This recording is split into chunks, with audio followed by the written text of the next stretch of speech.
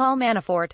Thomson Reuters. Sign up for the latest Russia investigation updates here. Paul Manafort, the former chairman of President Donald Trump's campaign, has been trying to meet the terms of his $10 million bail agreement since he was first indicted by the special counsel Robert Mueller last October.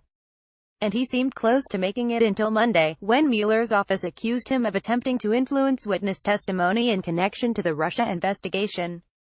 The special counsel subsequently asked a court to revoke or revise Manafort's conditions of release.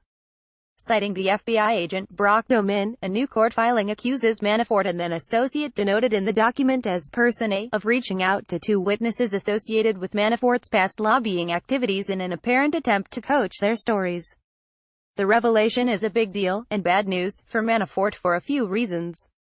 For one, prosecutors are likely to introduce evidence of witness tampering at Manafort's trial to show consciousness of guilt, or a guilty mind. In that sense, a witness tampering charge is similar to a charge of lying to the FBI and can be enticing to a jury, said Jeffrey Kramer, a former longtime federal prosecutor who spent 12 years at the Justice Department. Moreover, judges tend to view witness tampering as a serious offense because it goes to the integrity of the justice system. If prosecutors introduce the charge at Manafort's trial, it will change the feel of the case with respect to the judge, said Alex Whiting, a former assistant U.S. attorney from Boston and Washington, D.C., who is now a professor at Harvard Law School. If the judge believes Manafort attempted to interfere with witnesses, the judge will most likely be less lenient toward the defense team, particularly when it comes to potentially close calls in a criminal trial, Whiting added, which could prove disastrous for the former Trump campaign chairman. Also, if the court grants Mueller's request to revoke or further restrict Manafort's bail agreement, it could significantly increase the pressure on Manafort to cooperate with the special counsel. Mueller's office has charged Manafort with 5 counts in Washington, D.C., and 18 counts in Virginia related to tax and bank fraud, money laundering, and failure to register as a foreign agent. The majority of the charges against him are tied to Manafort's lobbying activities for the Ukrainian government. Manafort, 69, could be in prison for the rest of his life if he is convicted. He is not a guy who will do well in cell block D, Kramer said. Mr. Manafort is innocent and nothing about this latest allegation changes our defense, the former Trump campaign chairman's spokesperson said in a statement Tuesday.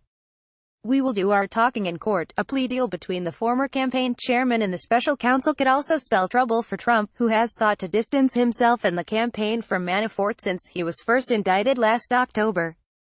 Manafort has a long history of murky financial dealings and ties to pro-Russian interests and allies of Russian President Vladimir Putin. He was millions of dollars in debt when he joined the Trump campaign in March 2016, and prosecutors are investigating whether he sought to use his role in the campaign to influence Trump's platform on Russia. Moreover, Manafort and his longtime associate Rick Gates were influential figures present at key points during the 2016 campaign, including when the GOP softened the language of an amendment to its platform that sought to strengthen the U.S.'s military support for Ukraine against Russia. When the radical pro-transparency group WikiLeaks published its first batch of hacked Democratic National Committee emails.